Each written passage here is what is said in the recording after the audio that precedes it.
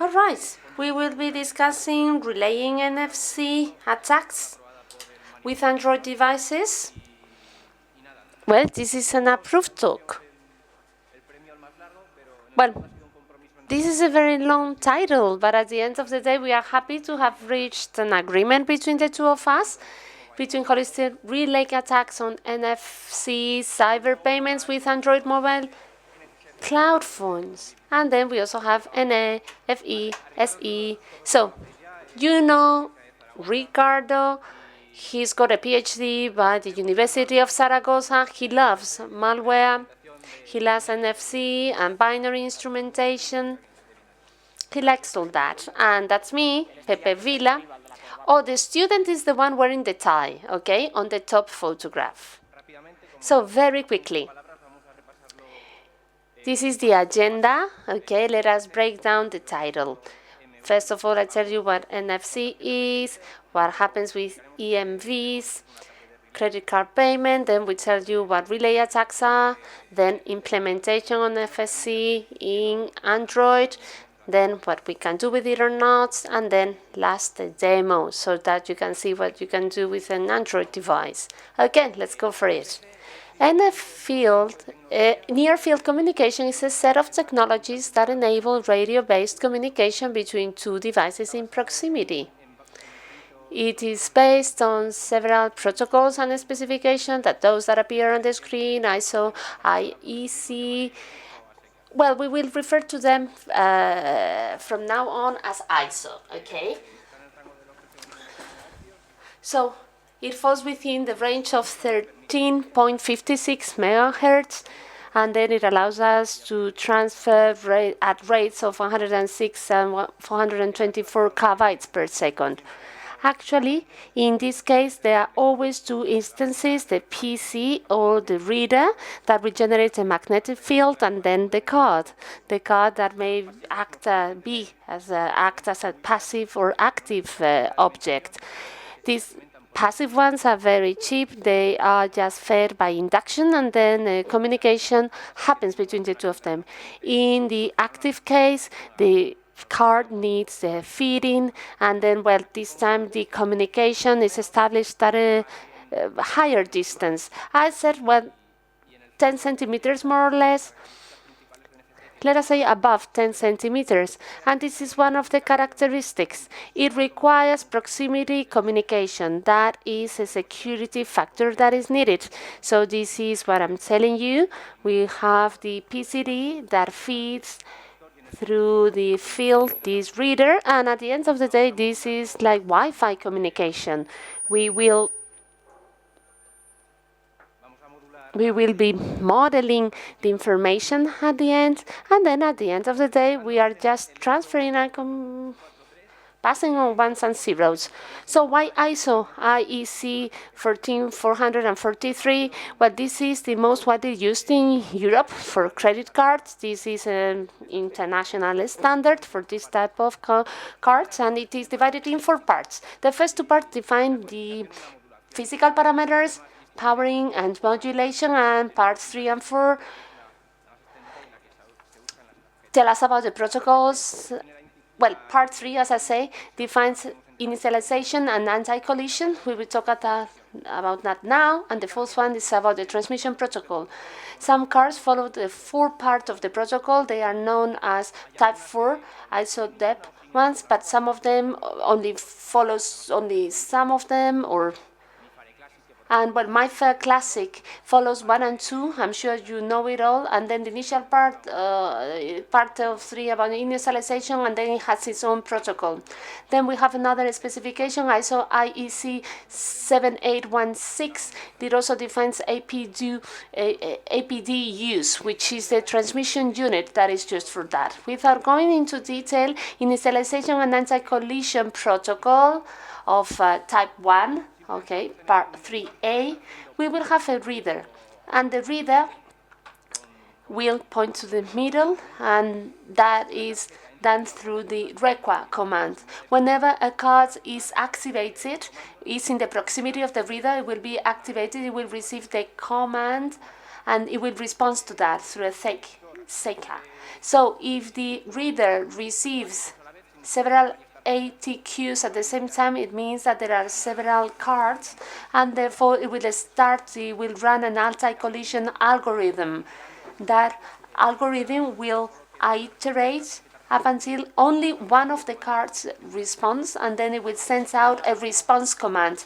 Well, the selection of the card is something arbitrary, okay? It selects any of the cards, and then by responding to that through the SAC command, and then in this command it is coded whether the card will support the part 4 of the protocol or whether it will support a proprietary protocol. If we are talking about a type 2 type 4 card, then, well, the transmission protocol will be similar. First of all, the reader, through RATs, requires a request ATS. Actually, it is asking the card, please tell me your parameters because I want to establish communication with you. The card gives out the parameters. If the reader doesn't like the parameters, well, they may renegotiate some of the parameters. But it is important to remember from here that at the end of this part, communication, logic communication is established between the reader and the card. Hard duplex means that only one of the two writes. One is writing, the other one is listening. And this is what the transmission unit does. This is the shape of it. We are talking about part 4. It has a header, it has a CRC, and then in the header we can define the number of, or the type of message. So we'll use the application layer, information, and then commands for response or for request. So we will encapsulate information in here. So the ISO 7816 was mentioned before. This is a standard for intelligent smart cards. And basically here we define the APDUs. This is the transmission unit, so the communication unit between the reader and the writer. And APDU is defined in this standard. And well, there are a couple of commands, okay? Command and response. And again, it will look like that. APDU command, first of all, it tells us the type of command that it is, whether it is a pay one, proprietary one, and the instruction means read, write, get data. I'll show you a list later on. Parameter 1, parameter 2. Some instructions require extra parameters, or if not, they are set to 0. And then the body. Then the length of the payload is defined, and as well as the length of the response that is expected. And then, well, that is dependent on what we have defined before, maximum 65 bytes, and then 2 status bytes. Then for it to get, well, for OK and for error, you need authentication. So there is a wide range of commands: read, write, get data. But the most important one is select. Well, it is not the most important one, but I'll explain what I mean by that.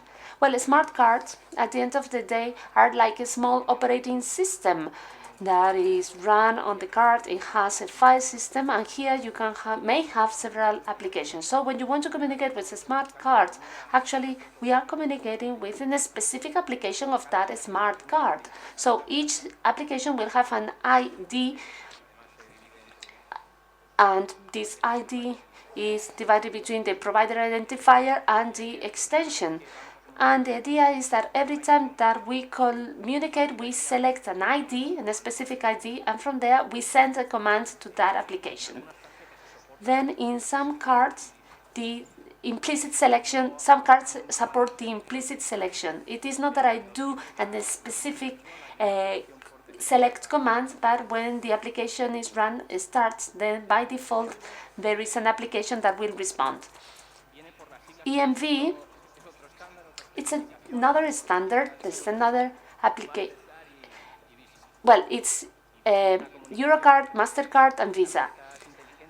So defines communication between smart cards,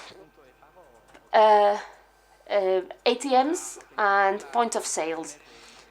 And it authenticates credit card, debit card transaction. In terms, it will use APDU commands to engage in, well, to do the communication, supports chip and pin protocol. You know it all. Well, there are many protocols defined. This is a very complex standard. We are not going to go into so much detail, but well, this I just like you to remember that it uses APDU commands. Okay, that's what we need. So these are the commands to implement EMV when we are talking about contactless payments. Okay, so Express Pay, Visa, and Mastercard. So, if you remember, when you pay with a contactless or with a magnetic card, then you swipe a track and then that contains information, okay? That is static, okay? And then the card is authenticated.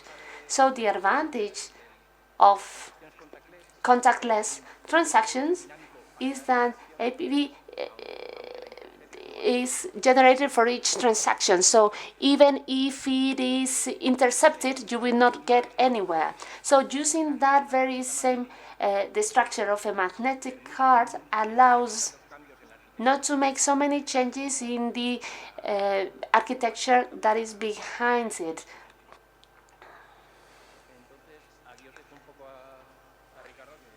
And now I give the floor to Ricardo. Okay, this is for you to know a bit more about relay attacks or retransmission attack. They were first of all introduced by Conway in 1976. And if you, well, he specified that an attacker, a person who didn't know how to play chess, could beat a master of chess. How? Well, very easily, by challenging the man who doesn't know how to play chess is the one wearing the hat. He will challenge Alice, that is to say, White's game, and then another master is Bob. He's playing black pieces. Okay, he just establishes a chess game through mail. Okay, so sending out, I don't know, well, he sends out commands from one game to another. So Alice and Bob believe that they are playing against the man wearing the hat, but actually they are playing against them. These type of attacks are often used in scenarios where there are challenge and response protocols in place. The idea of this type of attacks is trying to exploit one of the principles that NFC is based on, that is to say, security based in proximity. So there are, well, I have some diagrams. So basically, this is, we are sending one of the elements to another, and then this other will communicate with the card. So communication with the card responds to that entity, and then it relays a response to the other entity that is communicating with a PCT. So this PCT would be a TPV, a terminal in the point of sale, and the PIC would be a credit card in this case. So let me tell you about the framework of this work, okay? So in 2005, Gerald Hunker already introduced the hardware design specifically designed to make this type of attacks. If you want further information, you can, well, read the article. Later on in 2012, the first attacks were known to NFC transaction, in this case through Nokia mobile terminals that had this type of technology.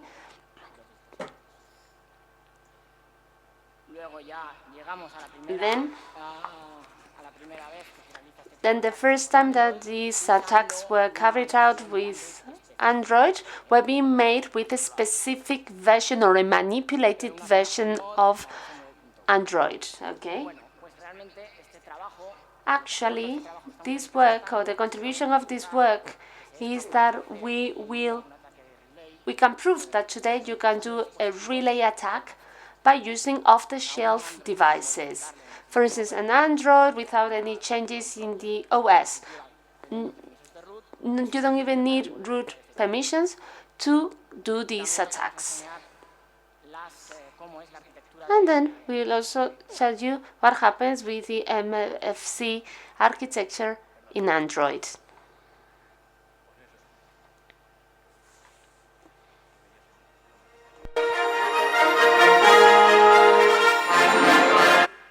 Pero vamos,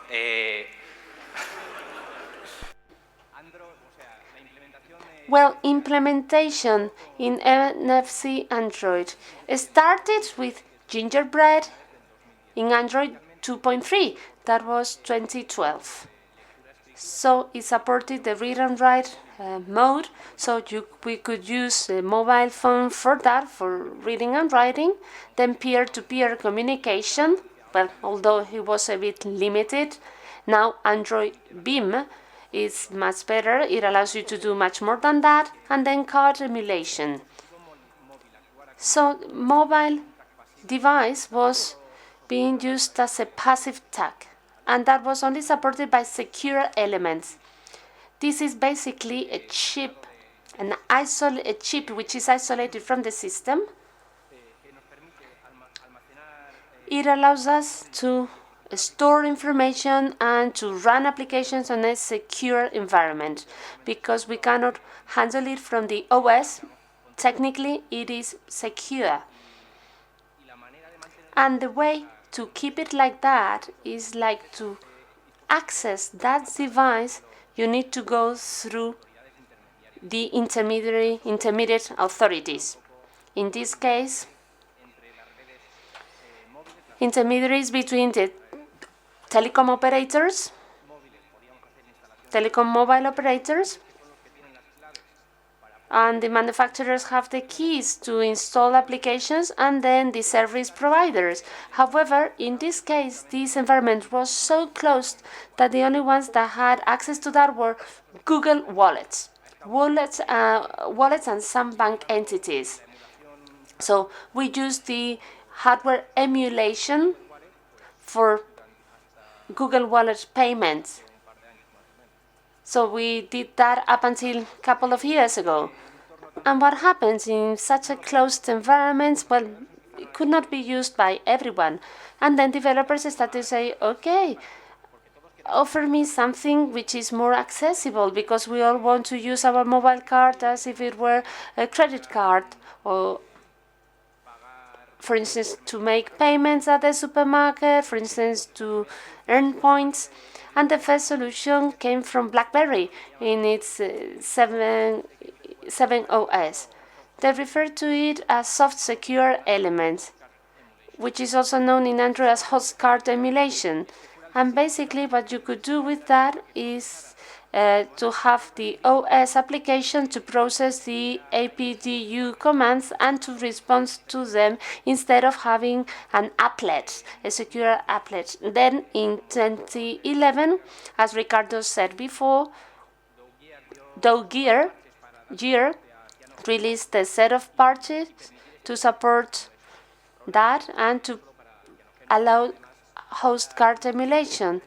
The problem was that it was only valid for Android Cyanogen mod, and also only for NXP PN544 chipset. At that time, well, the only ones that used it were the Samsung and the Galaxy S and Nexus 7 tablets, but only the first generation of the Nexus 7 tablet, because then they changed this chip.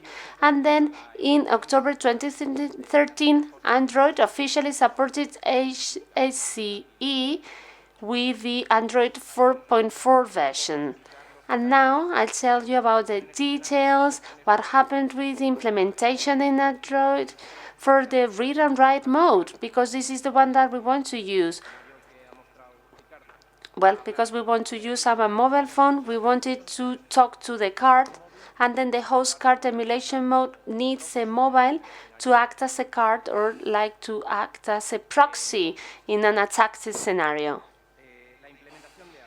Implementation in Android. Android offers an API-oriented, event-driven So NXP and NCI.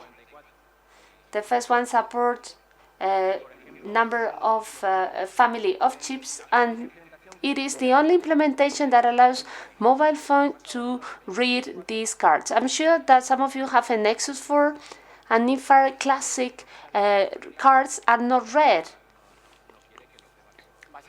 So basically, as Pepe said before, the part 4 of the ISO protocol, in the case of NXP, it is proprietary. It's the proprietor. So, for instance, means that if another manufacturer wants to communicate with that type of card, has to pay to use that protocol. So, for instance, a company such as Broadcom says, no, I'm not interested in your cards. So that's basically what has moved or driven Google and other companies to switch from NXP to other type of chipset, which is more compliant with the standard, that is to say, more open. So implementation of NFC is that. Later on, this was standardized by the NFC Forum, which is an entity in charge of establishing a specification and standards related to NFC. NCI is an interface, and we focused on that, well, for the reasons that Ricardo told you, but also because chip manufacturers only need to implement the minimum base. So it means that a manufacturer has the possibility to have a chip that is supported by more mobile devices, and so that the mobile device supports several chips as long as they comply with that specification. Google with Nexus 4 switched to NCI, and ever since then it seems to be, well, the alternative, the good one, the one that is being used. Now Android does not support host card emulation for that chip. In the beginning, it worked with Cyanogen mode, but now if you have an ordinary Android, you cannot use it. So you will not be able to upload with money the cards that you have to buy coffee in your company. In NFC controller, well, NFC is controller interface. That will be the chip, that is to say the element that understands the wireless environments. It will do the modulation. It will communicate with the Android OS through this interface. They will exchange messages, notifications whenever they change the status, or just data messages. So it allows you to do an abstraction, to create an abstraction to establish communication between the controller and the OS. Then in the case of writing and reading mode, Android applications cannot go into that mode right away. First of all, you need to register the application for the type of cards that you want to read, and then it is the NFC service that selects the card and decides to launch the application or not. So what do we mean by detecting a card? Well, basically it is NFC controller supporting a range of protocols and cards. Basically, this service will do a intermediate line, so which is equivalent of request to any protocol. It will dedicate 80,000 seconds to this protocol in this way. So another 80,000 seconds. It iterates, and then when a protocol responds, it means that there is a card with that protocol. It generates information about the type of card, then it sends a message through the NFC interface. It sends a message to the OS, and then the NFC service will generate an indent, which is a message between processes in Android, and then it will send it out to our application. And that's where we start to work. Here we start to work with the abstraction of a card that we received through the system, and the system followed these steps. So Android gives us an API for different technologies. NFC-CA will be equivalent to ISO 11443A, FCA for the same ISO section B, or other cards. Well, differences, Felica cards, more used in Japan. They have their own protocol. And then there is another protocol for vicinity cards, not proximity cards. All these technologies are based on the transif method. So we have a bytes network, and then from my application, these transifs, I invoke the NFC service of the system. That's why we need to ask for permissions for NFC when we install the application. And then the service system will generate an NCI message for the controller, and then the controller knows the protocol we are talking about, and because of that, it will take our payload, our bytes array, and it will insert the headers or whatever it needs, and then it will send it out to the Wi-Fi network.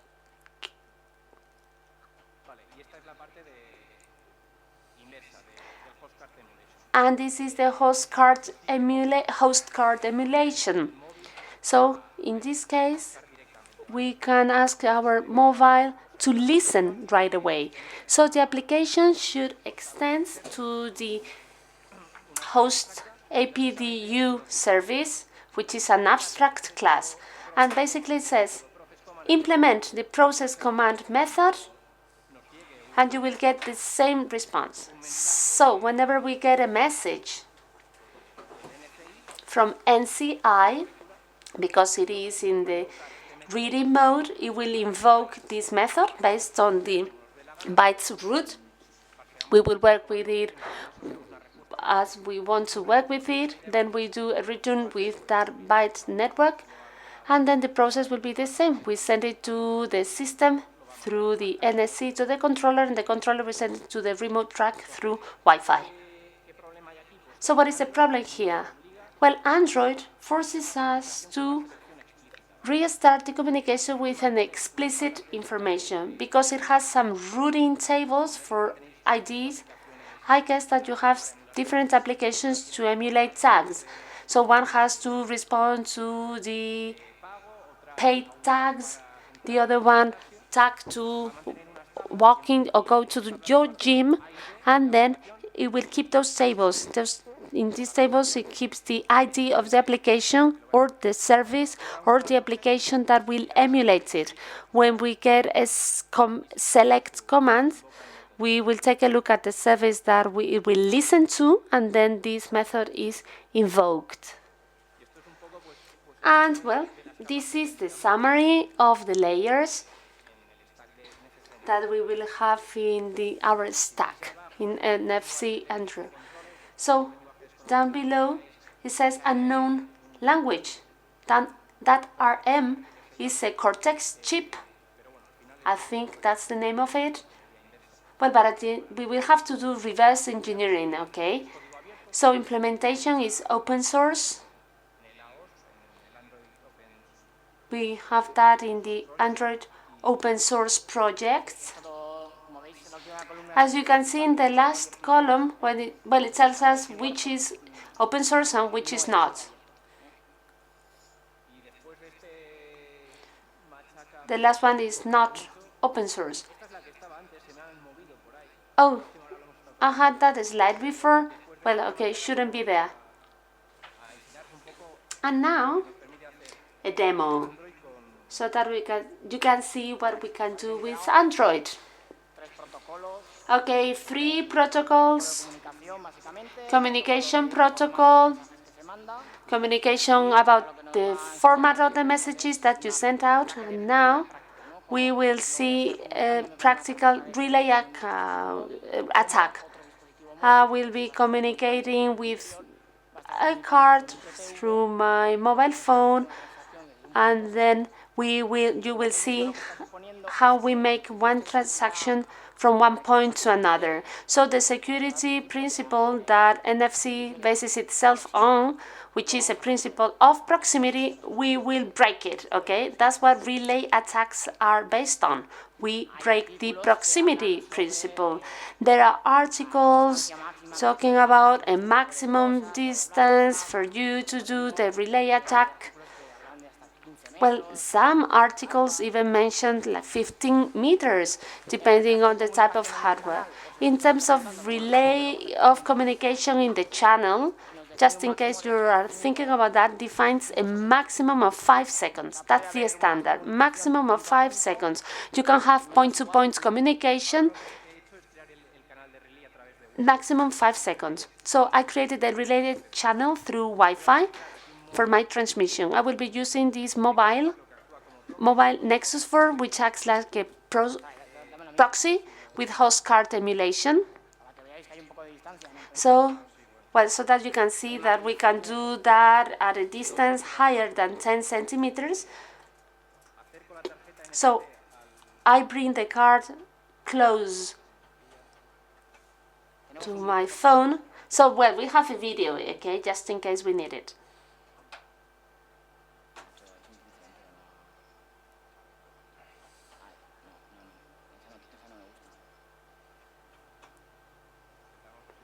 Okay, this one is not detected. Do you want my card? Can I borrow an NFC card from any of you?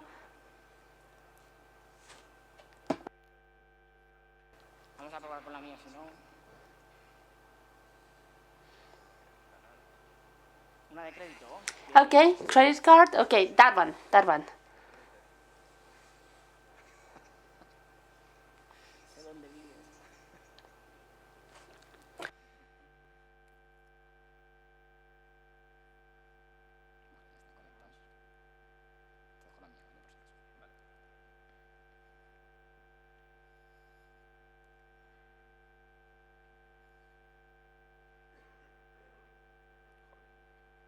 Ese móvil. Es que es el móvil de mi madre. Me lo mandó ayer por correo. No es broma, no es broma. So messy things in between. Let's check it now. Oh, the cats are not moving on screen. It's my mobile phone who is interfering. Shut down the NFC and reactivate it. Shut down the application. 1 minute, please. We're going to reinitiate Android system. The god of demos has been invoked. It's a good thing that nobody knows this book from Windows MPC with a specific security stuff, because you may be smashing and cracking our demo. A ver, último intento. Last attempt, last try. Igual tienes que volver a... Pero es curioso porque... It's a funny thing. It never has had the very same mistake. Channel established.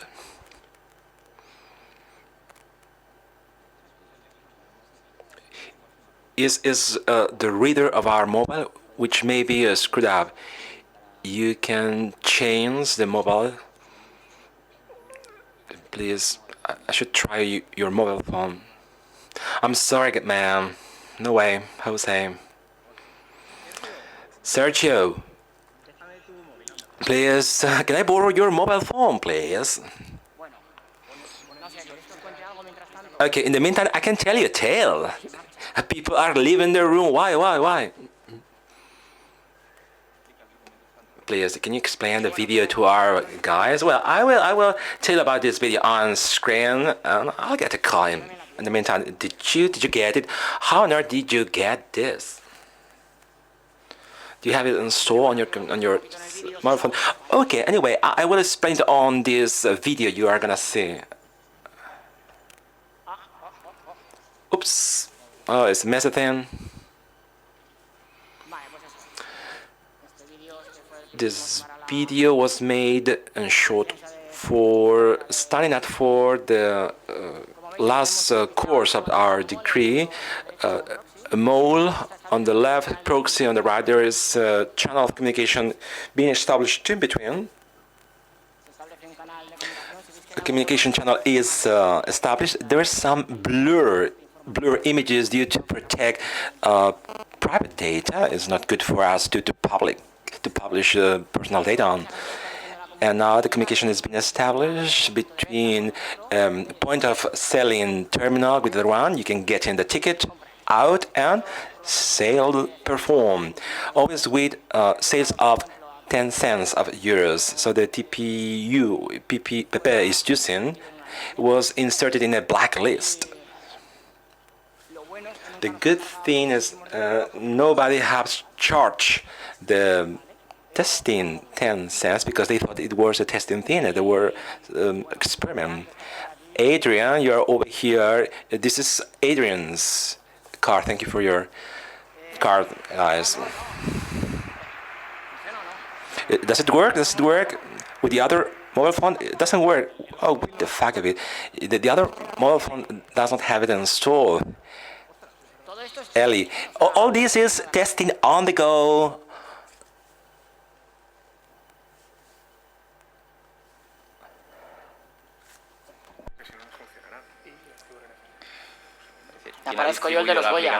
I seem like a movie star being awarded a prize. People, all our fellow members want to go to have their lunch.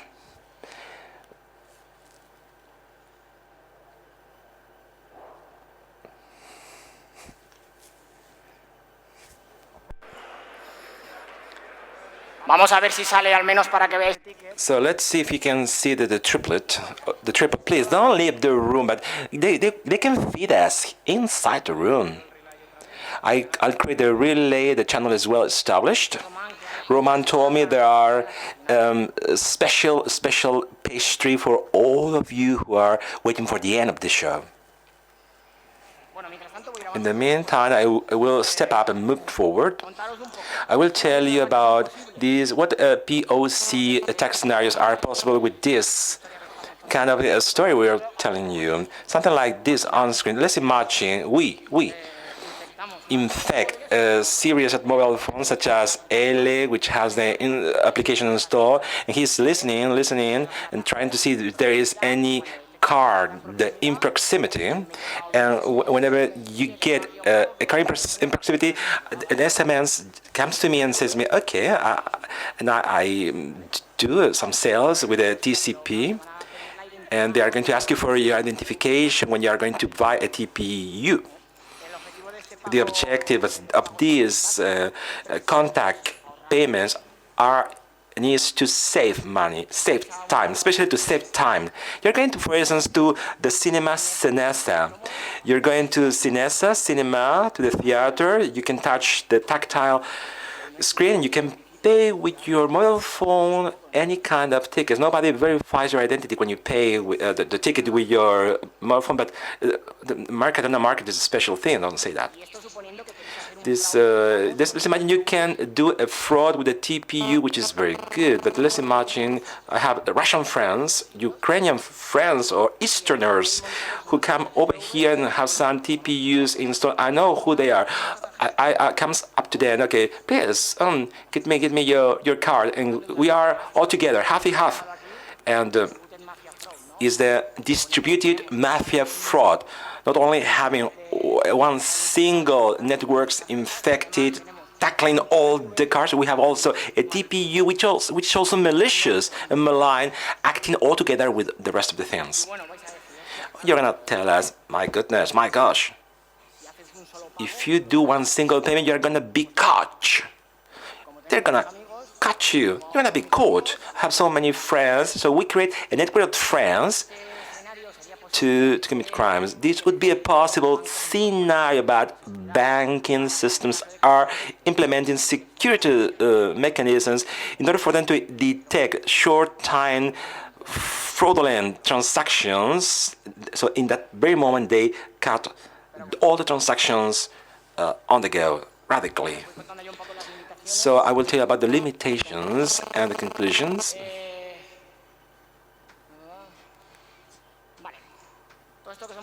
Okie dokie, all this is feasible on Android non-modified devices without customized software and without permissions of root.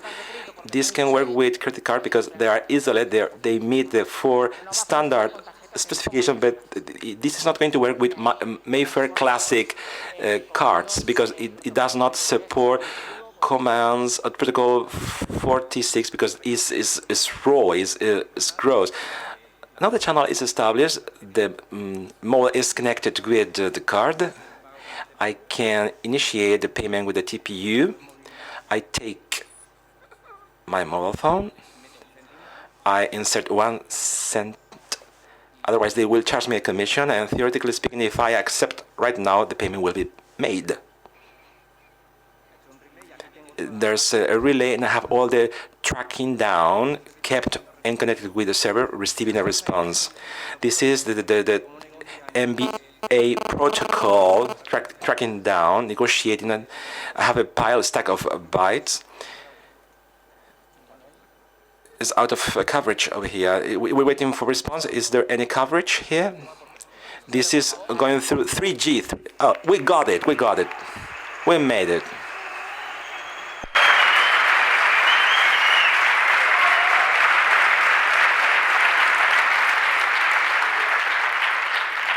No está soltero. My friend is not single. He's not a bachelor. Nor am I. We can make an exception. I want to tell you a transaction. You will be asking yourselves what kind of information is being conveyed, transmitted. These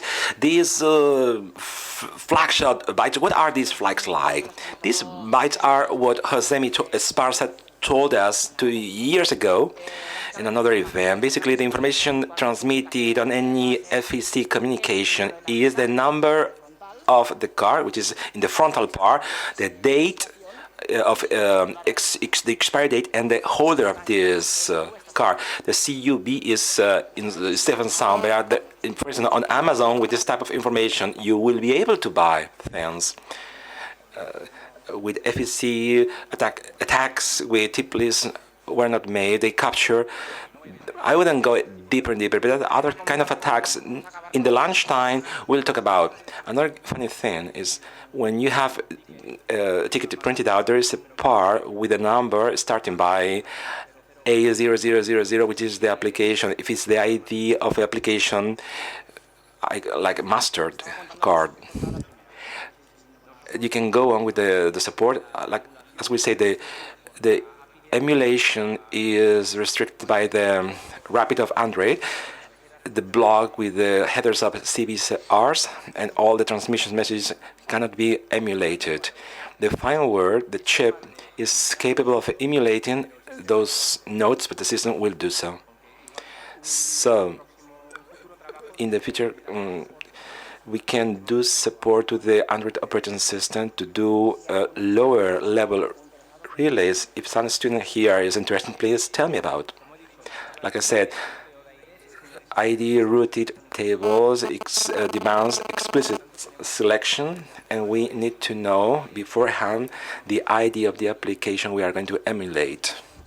You can do so with root. You can skip it with root because there will be an application receiving all the SLX.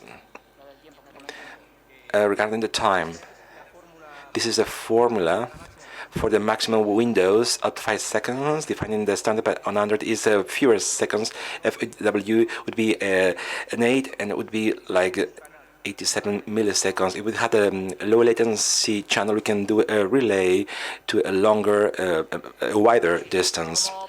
Countermeasures. Oh, this is a fucking thing, my goodness, bullshit. What can we do to avoid this kind of attacks? We are now investigating, researching on other kind of protocols, such as protocols trying to find out and limit the distance between the devices being communicated to try to detect the relay in the communication. If there is a longer delay, it means there is a transmission and it's cut down automatically. Regarding the hardware, identification of radio frequency devices, physical activations. There are some cars will tell you, okay, this car besides set NBC requires to press a button and to have a slide or a tag or a switch. This is it. Or we can use another kind of security additional mechanisms, not only with NFC, it also requires to have your digital fingerprint on a reader of digital fingerprints. These cards are known as SWIP. We are now being implemented. Our conclusions, we can do it without Android. In the very end, allows us, before you needed a specialized hardware to intercept a communication. You want to know how a reader in a car works. Now with normal Android devices, if you are lucky to have a standard devices, you can capture these list of devices and PPUs, and from then on you can see the information which is exchanged. All these advantages given by Android can be abused by malicious software. So now we let you go and have your lunch. Thank you.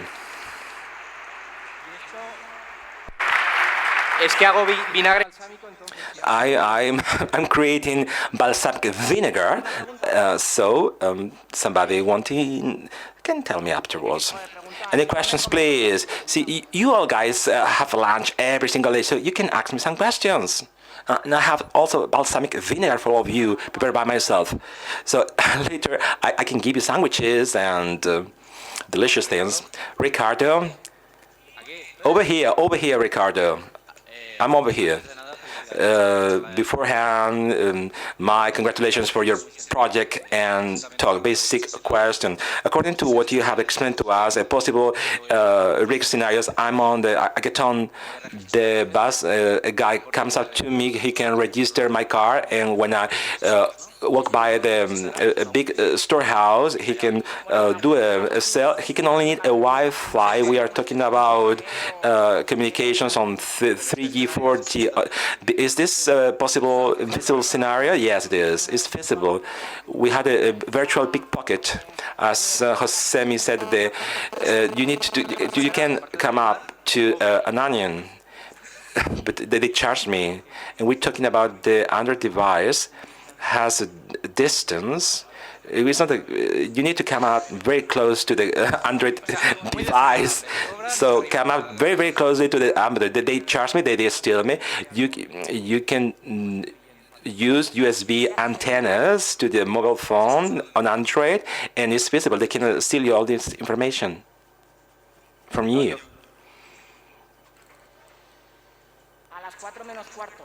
We will come in together at 3:45. At 3:45, everybody should be here again. 3:45 p.m. Everybody back. What about the staker? Okay. I pick my mobile phone. I come closer with my car. I'm touching the TPU. But this is. Have you ever thought about attacking the API of TPU to make automatized payments worth of 20 euros? This can be escalated. You can escalate the whole thing. Everything is possible in this life, but let's bear in mind the time limitations. We invested and spent 500 hours for this project. It's true that in the various case, in my understanding, we are talking about deep play attacks, not feasible, because there is a cryptogram in between which activates with every single payment, and you may need to repeat the same request 20 times. Or you can come up to the weak boy on the bus and do so. There is malware for TPUs. In the very end, is another line of investigation. Please don't panic because the NTC cars, over 5 transactions made with contact lens, they access for a PIN, so they can steal 100 euros from us. It's not too much, by the way.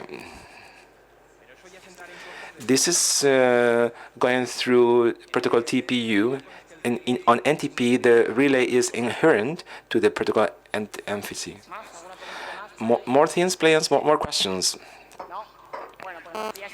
So it will be reachable on the lunch time. Thank you for coming.